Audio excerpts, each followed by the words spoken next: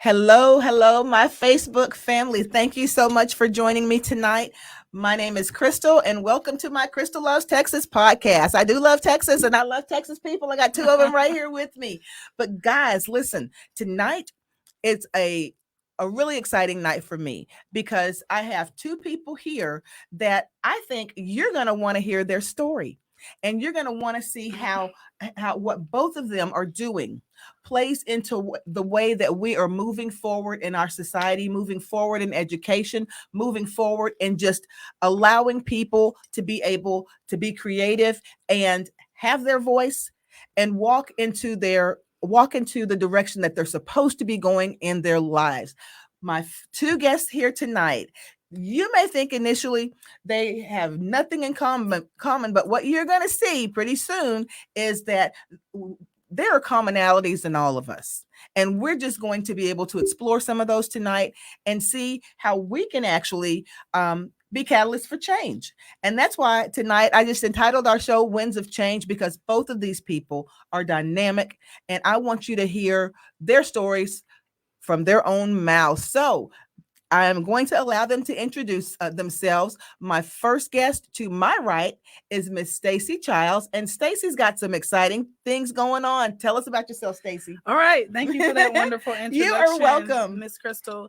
Yes, everyone, my name is Stacy. I am so happy to be here. I am a candidate for a state board of education, and I like to give people just a quick taste of what that is because I've been on the campaign trail and a lot of people are like, what does that even mean? Exactly. Okay. Yeah. So in Texas, there are 3 governing bodies that tell you what's going to happen in education. That's the Texas Education Agency, and that is the State Board of Educator Certification, and that is the State Board of Education. So when elected to the state board, I will be one of 15 members across Texas that will be representing District 4, which is comprised of about 1.8 million students. And this role is more of an influential role. We have a lot of influence on what curriculum or what standards are taught in Texas. So we'll be providing comments to the Texas Education Agency as to what TEKS we see fit for students, which is extremely important to me. But we'll talk about that later. Absolutely. We will provide our influence and comments to the State Board of Educator Certification as what requirements should be necessary and should not be necessary for teachers to get certified. And if you've been following anything, we are having a shortage of teachers, and teachers need a lot. And teachers deserve a lot. So we'll have influence in that.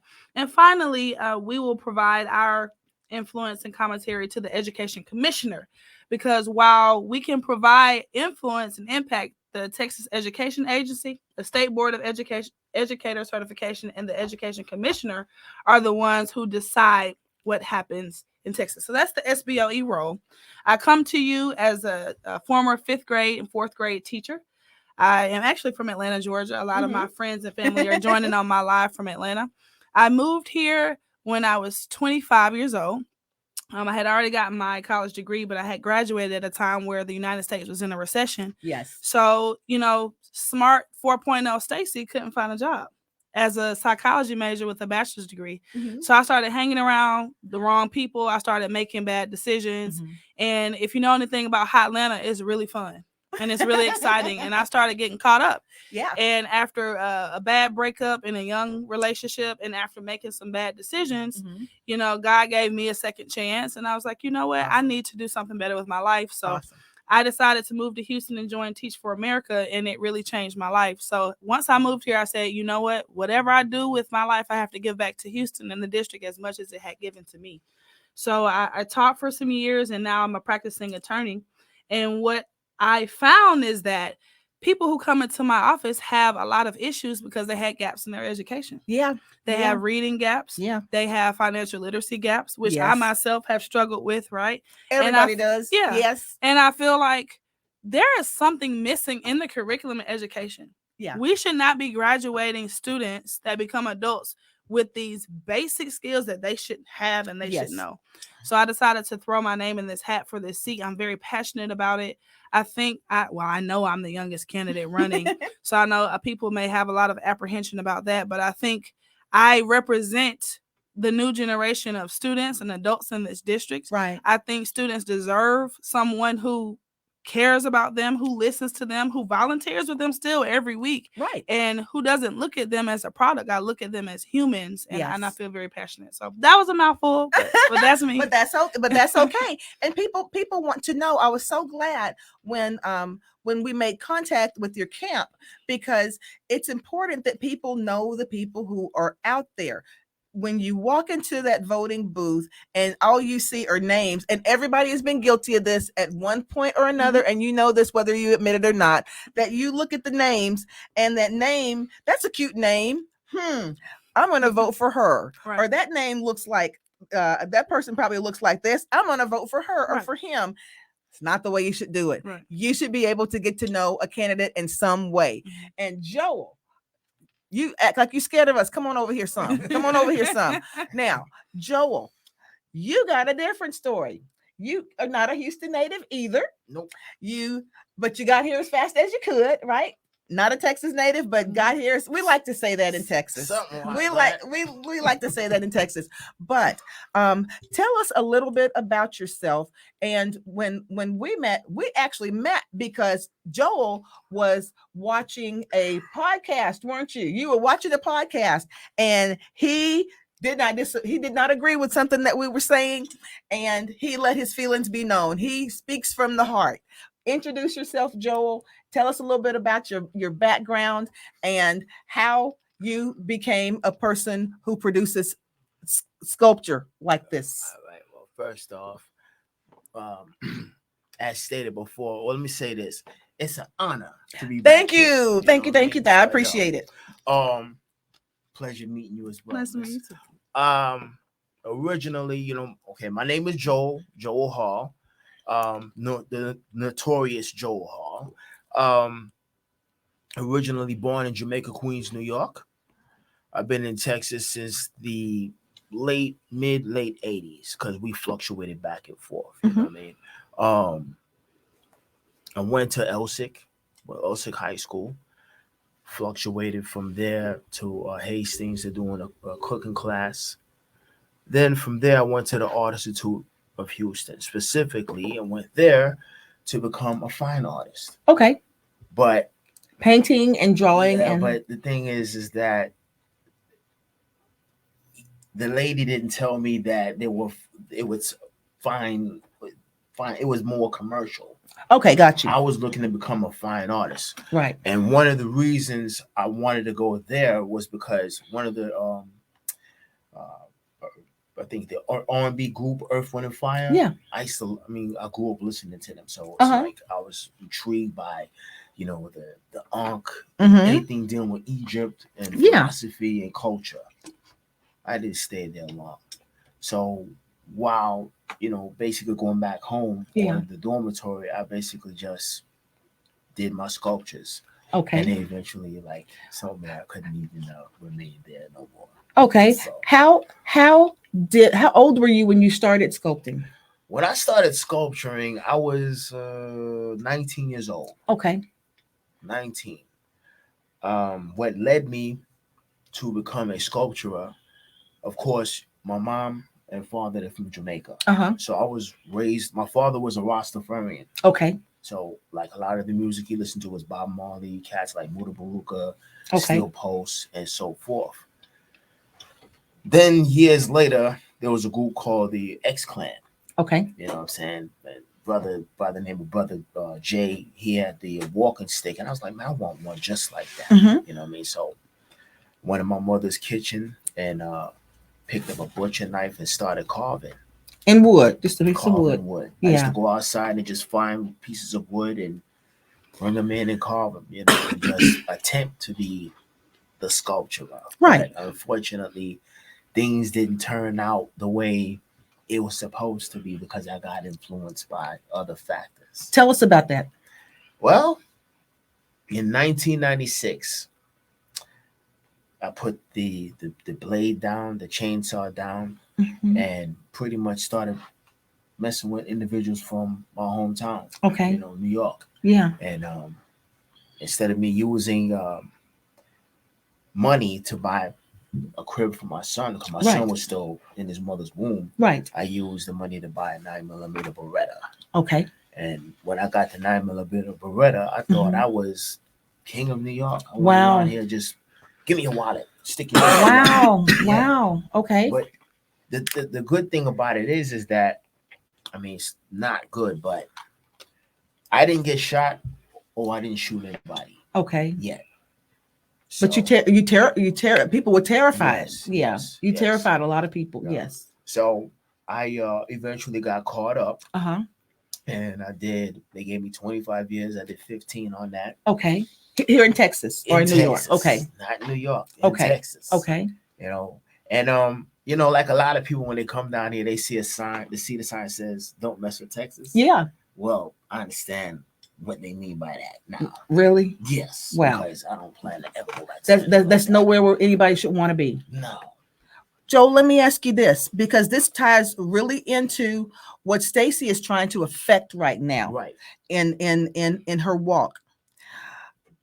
There's something called that is very well known as the classroom to prison pipeline, especially when it comes to urban kids or Black and Right. brown kids. Right. Do you think that's a myth? And I'm going to turn that question to Stacy in a minute. Do you think that's a myth, or do you think that that's actually something that that is happening? And if so, what do you think we need to do? Repeat that again. It's called the classroom to prison pipeline, and basically what is being said is Right. that the things the way that children are being failed in the classroom, or the Right. way that the public school system is failing kids, is leading them into a particular path where Right. they feel that they are hopeless and they have no other choices Right. than to turn to crime, especially among Right. African American Right. and brown youth, or Right. people of color. Right. Is that a myth? It's not. And- a myth. No, it's not. It's a fact. Because for one, whatever her intentions are, Mhm, because you have some teachers who mhm. will take the time, because I've had one Right. take the time and say, hey, look, because when I was in LSIC, okay, when everybody was in the cafeteria, I'd go to the library. I Right. was always an introvert, Yeah. but I can be extroverted. Right. Okay. So while in the library, I'm trying to learn about Emperor Haile Selassie. I wanted to know about Malcolm X. I Right. wanted to know about civics, the science of Right. government. I wanted to know about the origin of man and so forth. Right. Things that I wasn't getting in the classroom. Right. And I was kind of rebellious. You Okay. have kids like that in Right. school today Yeah. who are rebellious. They're not Yeah. being fed. Yeah. So I don't try to confuse indoctrination Right. with education. Right. Right. You know? Some people, they go there and they get a diploma, but they can't read. Yeah. And even if they can read, they don't understand They don't comprehend. Right. or comprehend. So whatever a teacher's intentions Mhm. are, if it goes against the grain, because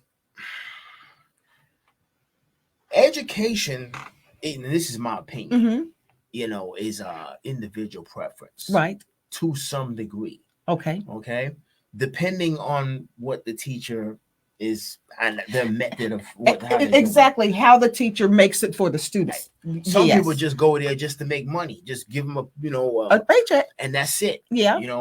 The teacher is going to basically try to nourish and basically get the mind, Make you right, think about make it. you That's think. right.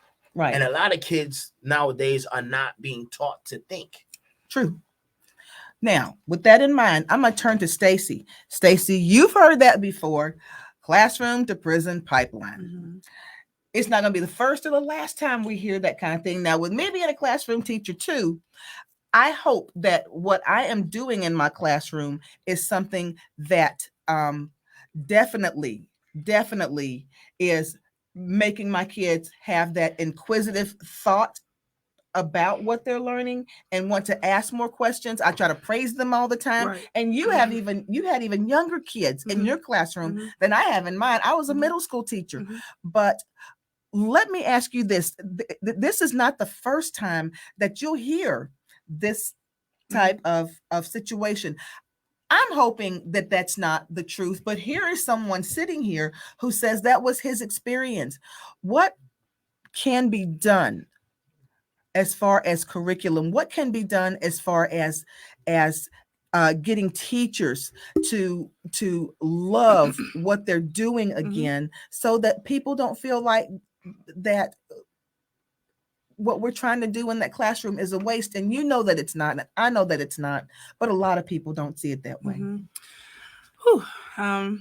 As a mouthful, I Yeah, know, no, no. I know. So I know that Dr. Jawanza Kinjufu is the expert on this school to prison pipeline. And I would defer to him and read his book, because he touts that by the time, in particular, Black boys reach the 4th grade, if you haven't grasped their interest in education, it's kind of a downward spiral. Yes. I don't think that has to be the case. Right. I think a few things can happen. Firstly, if you have teachers that are teaching culturally relevant curriculum, that's important. When I say culturally relevant, you don't have to be a Black teacher to teach Black kids. You don't have to be a Latina teacher to teach Latina kids, right? But you do have to understand the nuances of your students' culture. That's right. And that goes beyond race, gender.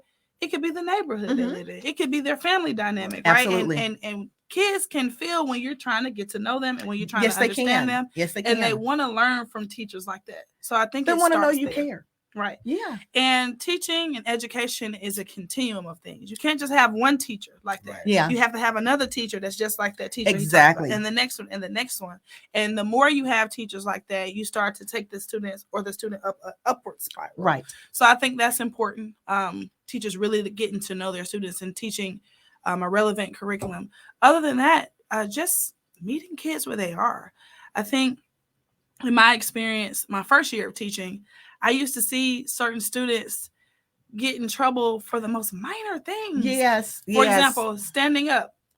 Or not having a pencil. Yeah. Well, if he's standing up or if she's standing up, as long as they're getting the work done or as long as they're engaged, can they stand up? Exactly. Now, I'm not saying that, a teacher should bend the rules, right? If you have certain expectations or rules for your students, fine. Right. But it's also okay to meet students where they are. Absolutely. And to make the classroom more inclusive for them. Right. So that's what I think about that. Right. Now, Joel, I'm gonna turn to you because I'm gonna fast forward for a minute, because your story is such a poignant story. Right. And you have told me before privately that you believe that parents who maybe make a mistake, that mistake can have that trickle down effect, and affect their kids 10, 15 years down there. And you may not know that it's having that kind of effect, but speak to that a little bit and how you kind of live that story. Well, in my situation, when I was coming out in 2011, April, I didn't even know my son was going in. That hurt. Yeah. They didn't want to tell me that. I'm like, what? Because it's like kind of following your footsteps. Right. Because, like my dad. Yeah. My dad was a gangster. You know what I'm saying? He did some things, but the thing about it is when everybody thought that, nobody never thought that I would be a stick-up kid and going that route. Because you were the intellectual type kid. Like, you are the sculptor, and a lot of people didn't even know that I do this. Right. To this day. Right. They see me working out, blah, blah, blah, blah, blah. But my son was going in, and he was also, I never did any drugs. To this day, I don't drink. Nothing. Yes. But he's the opposite of me. Yeah. He shot individuals. Yeah. I didn't. Yeah. And it's like, wow. He had some anger in him. He had anger in him. And the thing about it is, when I spoke to him, I had to say, look, slow down your language. I'm not your my nigga and none of that. When you come down here, we need to talk. Yeah.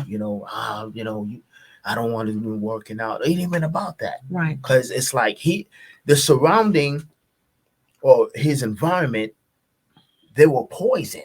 Exactly. That's like, I didn't want to have that, for him.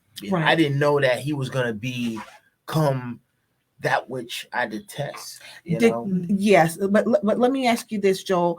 In how old were you, how old was he when you went in?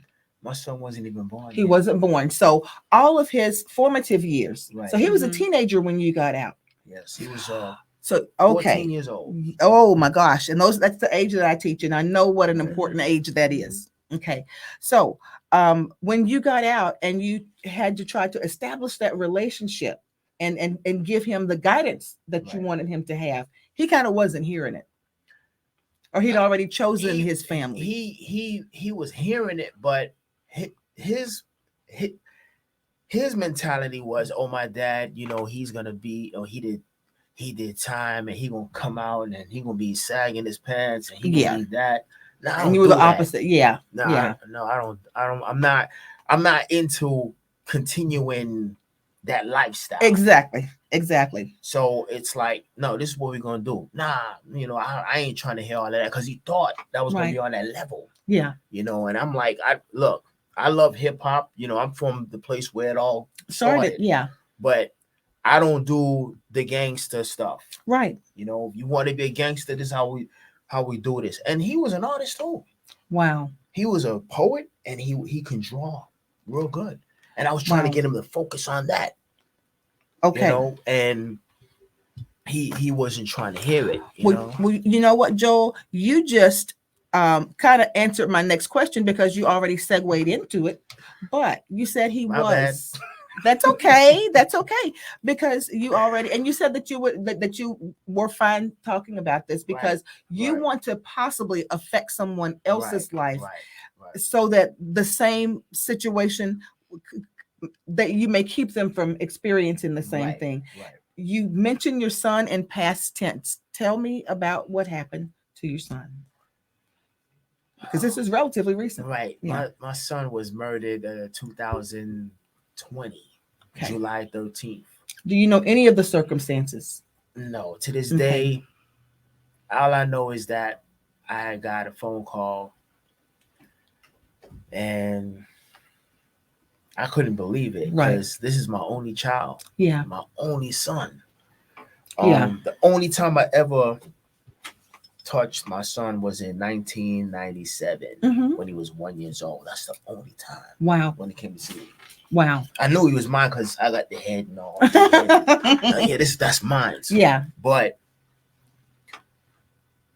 you know, seeing him on a sheet, dead, you know, that I'm also learning that they tortured him before he died, and they shot him in his head. So you think that this has something to do with his lifestyle? His lifestyle. Okay. The lifestyle that I was trying to get him from. And people, you have people who basically help create him. Right. They were working against you. The Darth Sidious to Anakin Skywalker. Yeah. You know what I mean? Yeah. So I'm the people looking at me. Oh yeah, I'm not no thug. Right. I'm an artist. Right. I'm a trainer warrior. Yeah. You know, I resist what the system for one classify or try to portray me as a black man. Let me ask you this, Joel. If you could speak to other parents who have been incarcerated, right, what would you tell them about trying to maintain that relationship with their kids while they are incarcerated, so that maybe they can curtail that detachment, especially to the males? Right. Well, is there a way to do that? Is that possible? There is a way to do it, but I'm going to tell you something. Before my son was born, I was writing him letters. I explained to him, hey, son, you know, blah, blah, blah, blah, blah. You know, this is what happened. Pride, greed, selfishness is what put me in there, because I didn't even have to go to prison. Okay. I just did it out of pride and, wanting to be the man. What do you mean? What do you mean you didn't have to go? We all have a choice. Okay. So I had a choice. God gives you a gift. Right. And you spit in his face. Not literally, but you basically, like, he gives you a gift to either be an artist, a lawyer, or whatever. Yeah. You chose to walk that route. Yeah. And as a result, I got spanked. Right. for 15 calendar years. Wow. And that's something that well, I could tell you some stories. I bet you could. Because the thing is I that bet you the could. thing is not to go all over the place. The thing is that he gave me like, you know, he sends signals and messages to, you know, hey, this is what you need to be doing. Right. I didn't want to do that. Okay. You know what I mean? Yeah, I understand what you're saying. So Yeah. as a result, I went in there and I did what I did. You know, I didn't even have to do or walk that route, but as a result, It was a choice you made. it was a choice, a Yeah. stupid choice I made. Because you know what? A lot of times young men, and I know that you saw it even in the fourth and fifth grade, that a lot of our young men can be very arrogant and not necessarily want to hear correction all the time. You know, I know the ones that I teach, and they may be a little bit older, but you know, when you had them in the younger years, they still may have accepted correction a little bit more. But so many times they did not necessarily, you can see a situation getting ready to turn left that they may be into at school. Mhm. You can see it getting ready to go in that direction. And you try to pull them over and say, you know what, you may want to think of, oh, miss, okay, yes, miss. They're respectful, but you know, they go on and do whatever it is that they want to do. But I want to turn to Stacy for a minute, because Joel, you said a mouthful, and I'm going to tell you this. A lot of what you say, a lot of what you experience does circle back to opportunities that were created for you, or that you took advantage of or did not take advantage of in school. This is a question I have for Stacy. Stacy, let me ask you this. I realize that the State Board of Education has jurisdiction over all public schools in the state. Right. Okay. Mhm. And also there are some things that are called special districts. Right. I know that within the correctional system in Texas, there used to be something called, I don't know if this is still in existence, the Wyndham schools. Mhm. Okay. And is that one of the special districts that is also comprised of what the state board can advise on? Right. So, to my knowledge, the school districts that are comprised in the prison system are housed by the Texas Department of Criminal Justice. Okay, it's privately housed. Right. Okay. Right. Okay. But what we do have control over are the military districts in Texas. Yes. And then determining what the high school graduation requirements will be and what the requirements will be for people getting their GED. So we do have influence regarding that. Okay. So which is across Texas. Okay. So wherever you are, if you're getting a high school diploma or if you're getting your GED, we will have a say so in the requirements that it takes. You guys would set the guidelines for that. Correct. Okay. So if someone is sitting in Texas Department of Corrections right now, Mhm. and they say, you know what, I didn't graduate when I came in here, and I want to go ahead and graduate. Is there only option to do a GED, or are there classes within there where they could actually go and take high school classes To and my get knowledge, their diplomas? To my knowledge, you can get your high school diploma. Wow. So, yeah. And that would be overseen by TDC or State Board? TDC. Okay, that's the private part. Right. If they decide to go the GED route, that would be overseen by still TDC. Wow. And just in determining what the requirements will be, okay, we just lay out the guidelines and the requirements. But we won't necessarily oversee if they are successful or not. Okay. Okay. Now, as a State Board of Education aspiring member, what are some of the pressing concerns that, even based on what Joel has said here about what his experience was in high school, some of the ways that that things that he didn't necessarily feel that things were sensitive to his needs? What are some of the concerns that you feel are pressing right now facing schools that you think need the most attention? Where do you think the focus needs to be immediately? Yeah, I think the focus needs to be on restructuring the curriculum to make it more aligned with what happens when you enter the real world. To his very story and to his point. Let me talk about financial literacy, first of all. Yes. A lot of the times our students and their families and their parents don't have the financial literacy necessary to engage in the real world. So they start doing other things that land them in places where they didn't have to be, right? So let me give you an example. When you graduated the 12th grade, did you know how to do your taxes? Yeah. You did. No, I did. Well, only because I was about to say you way ahead of the curve. No, I didn't. I'm still learning. Let me tell you, because I was on my mom's taxes all the way until I was out of college. But the thing about it is, no, I didn't know how to do that, but I know that is important, because some people, they don't necessarily go on to a post-secondary school, right, and they'll be doing their taxes directly out of high school, right? Or it's necessary for you to understand your taxes, because if you're going to college and you're doing your FAFSA application, if you don't have your parents to help you or a counselor to help you, you should be able to navigate that process yourself. Did you know how to do it? Your taxes? Okay. So that's one. So let's talk about credit cards. When I turned 18, I was getting a slew of credit card applications, right? Yes. So let me tell you what I did. I applied for anybody who would accept me. I put whatever on the application. Yes, please accept me. I got these credit cards. Yeah. I didn't understand credit at all. Me either. I maxed them out. Yes. And then I started defaulting. Yeah. And I said, you know what? I'm going to pay it off.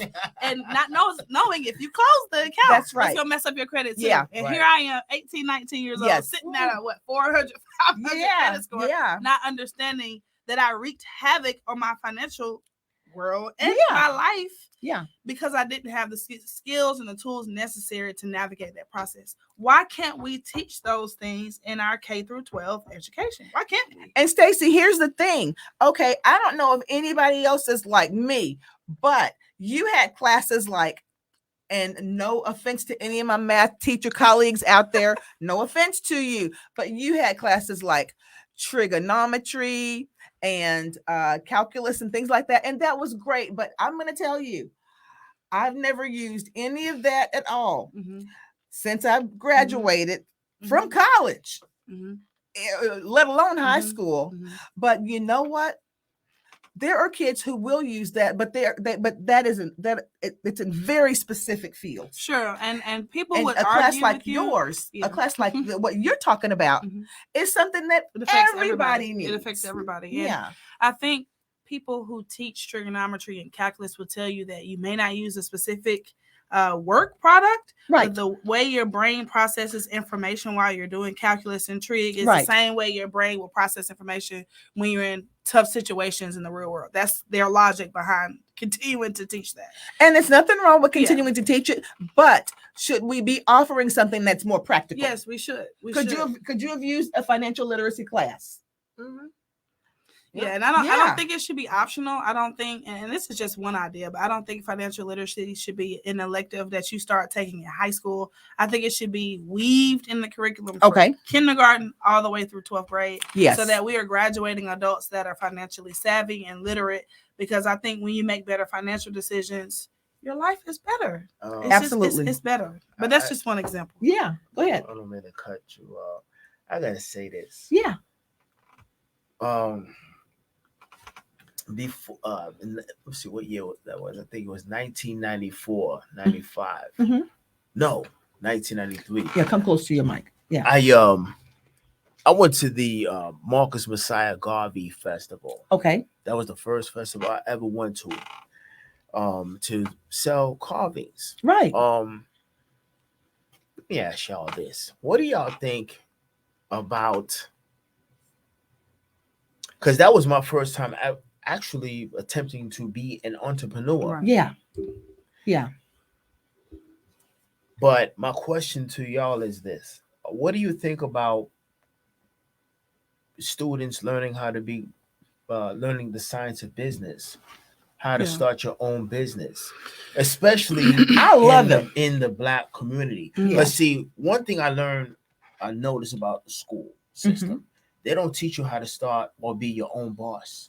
Some of it try to weave a little bit of it in now, but it's so few and far between. And there are some schools that actually have after school clubs and things now. But do you think that is something that that if brought to the state board, that would even be considered in including in curriculums? Do you think that that's a little bit too far left? I don't think it's too far left, but Yeah. you have to remember that you have 15 members of That's the board, right. and you have It's to not just- convince at least 8 of them, Yes. and or at least a majority of them, and it'll be a hard sell. To me, I think it's necessary. If Yes. COVID has taught us anything, it's taught us that we need to be entrepreneurial in our spirits. Yes. Every child, every adult needs to have a skill set so that if there's no job, like what I told you, my story, and there's no Yes. job out there, that's okay. Because I know what I can do and I Right. can self-sustain. And you So can I think create. I think it's necessary. Another thing that's necessary, to his point, is we are really failing to use social media and the internet to teach kids. Absolutely. I think if COVID has also taught us something, is that you can make money from social media. There are our world is turning to that. I mean, look, we're engaging with at least 10, 20 people Right. that are all across Houston. Yes. Why can't we teach kids the front end and the back end of social media? And this is what they like. And that's what I'm really passionate about, making a curriculum that reflects what kids like so that it's inclusive and it reflects how our society is changing. Absolutely. And that was one thing that I really kind of zeroed in on, earlier in the year, talking about when we actually have to look at how education is changing in the 21st century education. It's not going backwards. Right. We have to accept the fact that it's not going backwards. It is going to be changing. And the way that our kids are getting in, my students that sit in front of me, they cannot tell me the last time they saw a news report on TV because they don't watch it. But you cannot be angry with them because they're just not getting their information in that way. We have to be able, if we are going to engage them, we've got to be able to meet them where they are. That's right. And impart that information in the way that they receive it. Mm-hmm. If I could just say one quick thing, I have to shout out the Fontaine Scenic Woods Library in Northeast Houston, because I was talking to a group of people in the community, and they were so upset that kids had stopped going to the library. And I'm like, well, kids don't read books anymore. That's right. Like physical books. That's right. I mean, you have, your AR test. That's you right. have stuff on your iPad and on your phone. Yeah. The libraries need to start reflecting what kids like. Exactly. And if you go to the Fontaine Scenic Woods Library, I mean, they have a music studio in the library, pianos, guitars, a 3D printer. I mean, it really does look like where our world is headed. So yes. I think kids still love learning. They do. They love reading. We just have to teach them how to love education, teach them to fall in love with school, and meet them where they are. And this is the new wave of education in my mind. We just have to make sure that our curriculum reflects it. Stace, yeah, go ahead. Yeah, and you're right about that, but the school, like I said, it all depends on the teacher and what that teacher's intentions are. These kids are basically going to buildings. Yeah. And they need to not be indoctrinated. Well, they need to be educated. They need to know about themselves. They need to know. Now, when I say self, I'm not talking about like ethnicity. No, I know what you mean. Yeah. I'm talking about your mind. Right. That's right. And they're not being, kids, like, they go to school, they get, bored, and then when a mind is not, preoccupied, stimulated, other factors come in. They trickle in. And they if I could just push back a little bit, that's a tough one because I was just a teacher 2 years ago, and then I have friends that are still teachers. And when you said, "Look, this is the test. Here's the packet. Here to teach. You must teach them, or else you will reap consequences if you don't teach this and exactly this." Right. It's hard, and I remember. Man, I used to bring hot Cheetos in the class and bring all kind of stuff to make this piece of paper as interesting as possible. That's right. Yeah. But teachers are faced with so much scrutiny and so much pressure to teach to these tests. Right. It makes it hard for the teacher to be their authentic selves as an educator too. Right. So. Yeah. Right. Exactly. I feel you on that. But you know what? Both of you, I'm going to and you know what, Stacy, I had this question for you, but I think I want both of you guys to answer this because it would be interesting. You are a parent, okay? Right. You are a teacher. Let me ask both of you this, and Stacy, I want you to touch on this first. Do you believe curriculums that are adopted by school districts in our state should be created by parents alone, districts alone, or the state board alone? Or do you believe these curriculums should be created by a combination of all three? Yeah, I definitely think a combination is necessary. I always tell people parents have the power and parents have the most information. Yes. Parents know their kids more than anybody else, more than Yeah. even the teachers, right? And we don't have enough parent influence and input on what the kids are learning. Yeah. You know that's true Yeah. because a lot of the parents will say, "Oh, that's what you're learning." they Yeah. sometimes wanna they act don't interested. know. They just don't. That's right. Sometimes they don't know, they're not privy to it. Yeah. And I think it should be a joint work. Right. Teachers should have also a say so in what students are learning in the curriculum because they're the ones that are going to have to teach it. That's right. Yeah, so that's what I think. Joel. I know you got some. You probably gonna blow our hair back. Tell us, do you think curriculums in schools should be created by the parents, the districts, or state boards, or a combination of all of them? When we say state, we're talking about government. Yeah. So I think true education starts with the parent to a certain extent with the combination. But again, it all depends. The parent, and the parents. Right. Because it's like it starts in the home. Right. The child, the parent, the mother, the father, they're both the example. That's the first example the kids have. The very first. What I mean? So it's like nowadays parents are tired, they're lazy, let's call them tired. We don't know that they're lazy. We don't want to even put that out there. Let me take that back. Let's just say they rely too much on, instead of going to the library and actually picking up a book. Yes. They just go to YouTube. You know what I mean? And I was talking about that with one of my fellow teachers, Rebecca, today. She was saying that people don't even read to their kids anymore. Right. Unfortunately, a lot of people are in a position. We got some parents who are illiterate. On that, y'all. Okay, sorry. no, y'all not gonna do my parents. That's like okay. No, because parents are probably not reading to their kids because nobody read to them. That's right. That's parents exactly not right. That's exactly right. Yeah. That's exactly right. And it's all about that exposure. That's right. And many times, guys, I'm a parent advocate too. And many times parents are only, like you said, they only are basically regurgitating what they have had themselves. And sometimes I look at how many of my kids come into my classroom with learning deficiencies because of things like dyslexia and things that up until 15 years ago people hadn't even identified. They just said you were slow. Right. That's right. And I think that many times parents want to give something that they may not necessarily be able to give because they don't have that tool. Right. So yes, I do agree with you. Parents are the first teachers. But Joel, let me say this. I'm not a parent, but when a parent knows that they cannot provide that, right? How How important is it, both of you, for that parent to reach out to find someone who can fill that void for them?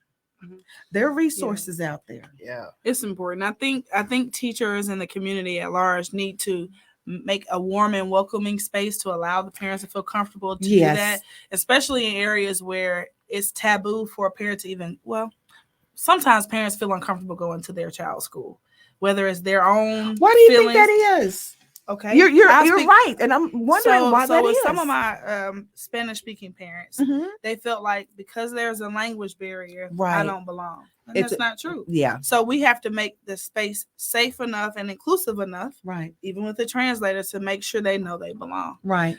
For some of my other parents, I really don't know why they felt uncomfortable, but they would only come if there was an issue, if there was a problem. Exactly. They didn't know. Yes, you can also come to volunteer. You can also come right. to help me cut this paper and make this new board. Be a room mother. I remember when I was in school, I don't know if they have this anymore. There were room mothers. Yeah.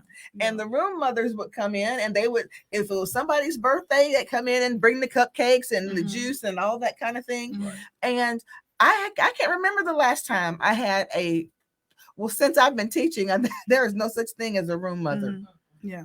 You know? Yeah, I did. I was fortunate enough to have some parents that helped out, but I had to do the heavy lifting on making sure the parents felt comfortable. So what I would do, and I know a lot of people may have frowned upon this, like those parents not gonna have my number. I would text my parents. Yes. Oh, look, your child just got a 93. Oh, look, your child. I would record it. I would record if something good was happening. I would record if something bad was happening. And it created so much transparency. Right. They started to come and they wanted to be more involved because I disarmed them. Right. So I think more of that needs to happen. Parents would be more involved. But we do need governmental influence, to me, because if we don't, there won't be a standard statewide. Right. Yes. They need to let individuals like myself go into them school systems and tell them what prison is all about. I agree. It's about business. I agree. If you change, it's individual preference. You're not they don't care about rehabilitating you. It's individual preference in there. You make the decision. I made the decision. I could have left out of there. You know what I'm saying? Something being a real you know what I'm saying? Hardcore guy. Yeah. You know, or just being a criminal or a gang member or whatever they consider right in there. Yeah. I was the opposite. Right. I didn't watch TV all day. There were dudes up in there fighting over Young and the Restless and Tom and Jerry. That type of stuff. Who was going to watch what? Yeah, I was in the 48 Laws of Power and reading The Art of Seduction and things that, you know, build the mind. Right. You know, reading all kind of books, the dictionary. You know, I didn't get caught up into what the system considered right. Yeah. You know, and if I do when I train and talk to young men, I don't never charge them. I talk to them and I talk to them as if I'm talking to my son. And I tell them the do's and don'ts and, you know, what not to do to avoid going to prison. And you know what, guys? I'm horrible about this because usually my sister is here helping me with this because she reads the comments. But I want to speak to a couple of these comments. Someone said, if a young person can monetize TikTok channel, they're an entrepreneur. And that's exactly what you were speaking to. And being able to meet them where they are and let them know that too is a way to learn. That too is a way to create the American dream because that's capitalism. That's right. And I think to that person's point, we need to stop relying on standardized testing so much and offer kids more times to show or demonstrate mastery of a topic. Absolutely. If you can create a TikTok channel and you can get 1 million or 100,000 views and you're getting money now, you've mastered something. That's right. We need to figure out how that can be equivalent to a standardized test. Exactly. Yeah. And that's what, and you know what? The thing about it is I'm one of those teachers that teaches in a tested grade level. Right. So what I'm doing right now is prepping for the test. And we can't do, and we can't do, it's very difficult to do things like we used to do. We used to do history projects. I had the kids get a play together for the history fair and we went and we you know, we didn't place but when we went, but it was a lot of fun. They practiced it and it was something I know that they will always remember. And if we're talking about getting kids to remember what we're teaching them, we have to make it relevant, something fun to do, something that they look forward to. I agree. I want to ask both. We're coming almost to the end of our time, but Stacy, I want to ask you something, and then Joel is going to tell us a little bit about some of his art and what influenced some of your art. Okay. But Stacy, let me ask you this. Now, sometimes change for the sake of change is important in moving the ball forward in life and in all aspects of things that affect our lives. Why do you believe that the time is right for you to be the catalyst for that change in our education system in Texas? This is gonna sound, why Staci Childs? This is gonna sound so cliche because I just feel it. Yeah, it's my time. I feel it. I think personally, all of the things I've done in my life lead me to this point. I taught for years. I enjoyed those experiences, but some of the stuff I saw happening at that school or at those schools made me want to question, why is this happening at schools and how can I fix that? Right. When I tried to organize the people at those schools, they were afraid to lose their jobs or they just wanted to stay in their own bubble. So I said, oh, no, don't worry. I'm gonna Yeah. figure out how to. Yeah. I got you. I'm gonna Yeah. figure out how to change that. So I got my law degree, and I saw how education, how to play in the education on a mass level. Yeah. But then I said, you know what? How can I make the direct impact on the students in Texas? And it brought me to the seat. So I feel it in my bones. I think the students deserve someone that cares, someone that can relate to them. And I know I can do that. I listen to their stories. I'm taking one of my mentees to prom next week. So I'm always engaged in their conversations, their struggles, you know what they're thinking what about. Worried about. And we can't say we're for students if we're not really for students. Yeah. I'm very green when it comes to politics. I'm not playing a political game. I haven't run exactly. This is my first time running for office. So I'm not I get you. I'm not the who's who in the political scene. Exactly. But that's not what kids need. That's right. That's not what's necessary to make the changes that kids deserve. And this is the final thing. I know I don't know if you guys have heard, but there could possibly be a lot of changes in the curriculum in Texas. Absolutely. Especially as it relates to kids that look like us. Absolutely. And not on my watch right will students not be allowed to learn about themselves. Absolutely. And the history of people that look like them. Right. If I have anything to do with it. So if I have to go and run for the state board and be a member and we have to go back and forth on that issue and that issue alone, so be it. But I think students deserve to learn the full history of America, learn the full history of the United States, and how they play a role and their ancestors played a role in how we are here today. So, and let me say this, and Rebecca is going to do this while I'm coming to Joel, and he's going to tell me about this. But Rebecca's going to hand me my little green binder there on the. She's going to hand it to me, and we're going to take out those voter registration cards right there on this bench, Rebecca, right there behind you. Yes, and she's going to hand that to Joel. Hand it to Joel, and he's going to give that to me. And let me tell you this, Stacy, since March, I decided to direct my focus into empowering people, a community that many times people have overlooked, or for lack of a better explanation, many people don't want to acknowledge. And that is the community of people who have been formerly incarcerated. Many people don't realize that once a person's parole has been fully discharged, they automatically have their voting rights restored. So many people out there who sit in that position do not know that. What a powerful and informed voting block that could be. Absolutely. If we get the word out there. And Joel has volunteered to be one of the first people I am a deputy volunteer voter registrar here in Harris County. And we are going to get Joel registered to vote today online. But yes, and on the podcast, yes. And what I'm going to do while I'm getting this information out, Joel is going to tell us about some of his sculptures and what influenced it. This I love especially because this is a creation of the soul. You can tell you went into this. Tell us about it. Well, well, here's the deal. I have a habit of getting up at 3:00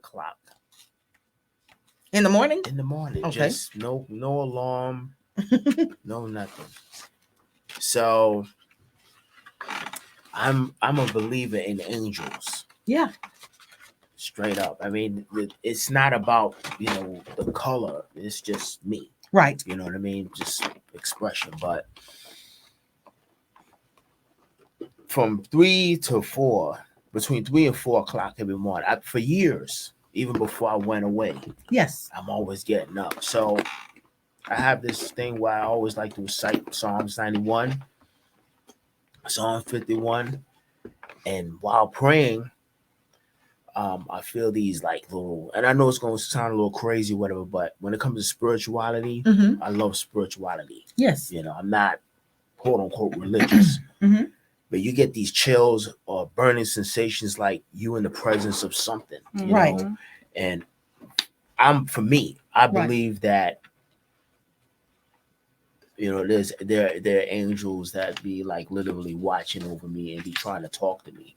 Right. You know, when I was away, and I never read the Bible like every day. I never read like Romans 8:28, but that particular scripture Mm-hmm. came to me. It said, beautiful. there was a little voice saying, read Romans 8:28. Mm-hmm. Now, my background was Islam. You know, I've studied a lot of religions, you know, Nation of Islam and all that, but I never ran across Romans 8:28 until I hit TDC in 1996. Wow. And when I read it, it said, and we know all things work together for the good of those who love God, right, who are the called to his purpose.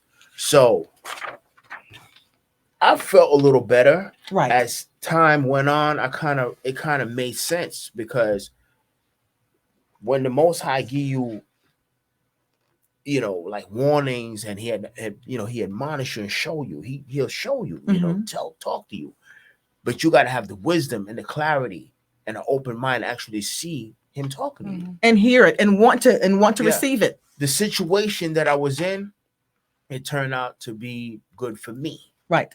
To some people, but for me, because if I didn't go in there, I probably would have done something to somebody. They would have done something to me. And you may not even be here today. Yes. Rebecca, can you get me a pen?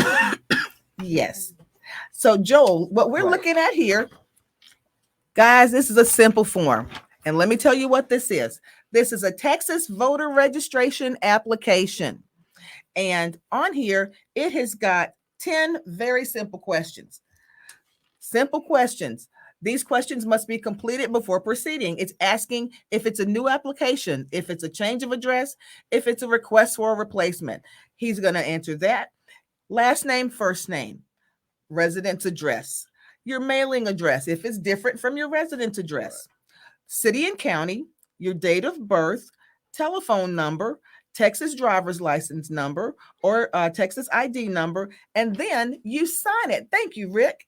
And then you sign it. So Joel is going to fill that out while Stacy is giving us her contact information if people want to contact. And then Joel is going to do the same thing, because if people want to contact him about his art or about personal training, then I want them to have that information too. But Stacy, while that is happening, can you tell us a little bit about if someone wants to reach out to you? Somebody said, be sure not to put a P.O. box on the voter registration application. That's good.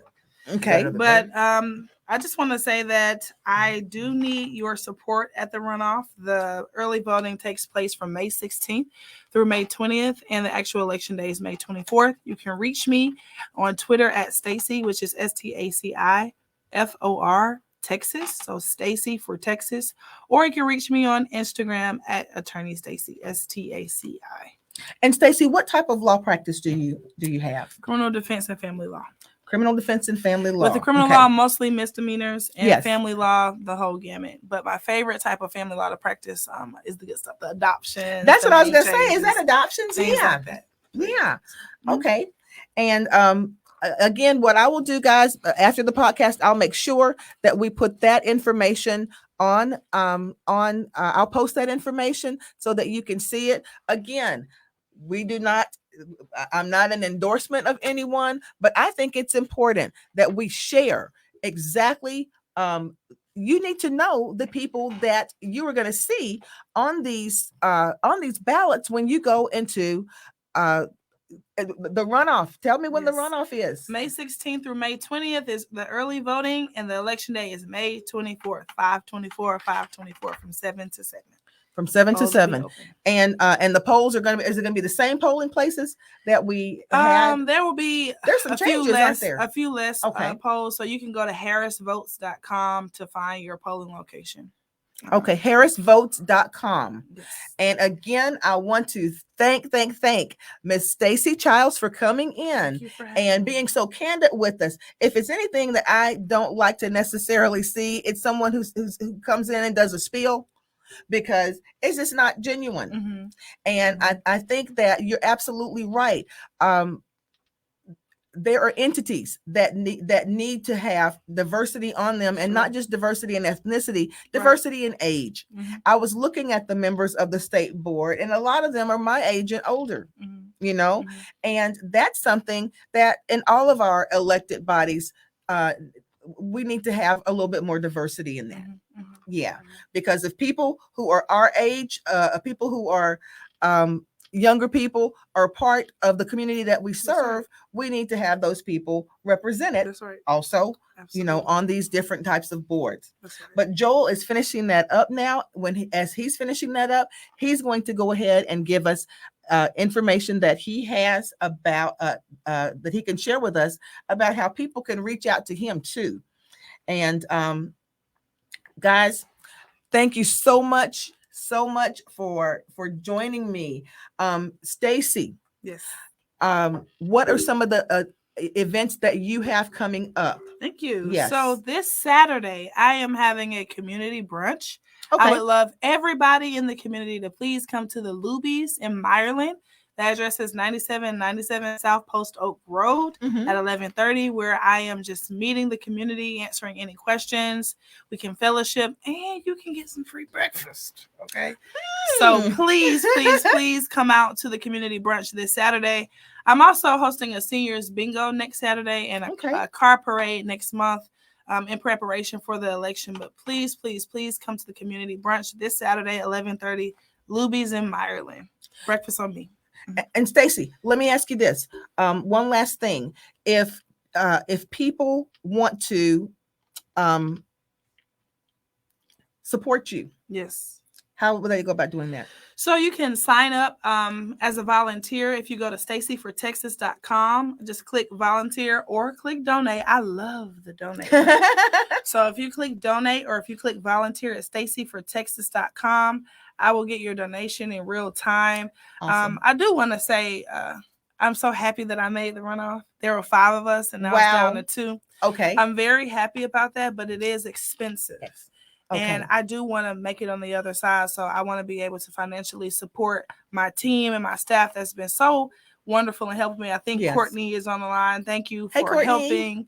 And yeah, so press that donate button, press the volunteer button, stacyfortexas.com. Okay, and we are at about 6 minutes over. So what I want to do real quick is Joel is going to tell us how we can contact him. If you want to contact Joel, get in contact with him about personal training, contact him about maybe to hear more of his story, contact him one-on-one. How would people go about reaching out to you, Joel? You can reach out to me through Instagram, Hall Joel Doomsday.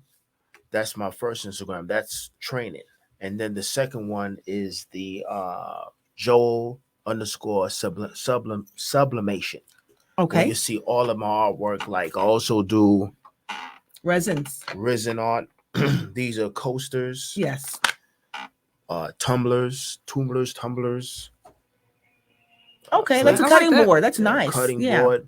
And this is yours. Mine? Yeah. That's well, yours. thank you. And that's beautiful. That's beautiful. Yeah, that's right. So I mean, this is just a little piece of some of the stuff that I do. I mean, I'm always in the laboratory like my man Bruce Wayne, but yo. Okay. Well, Staci Childs, Joel Hall, your stories are remarkable. They are.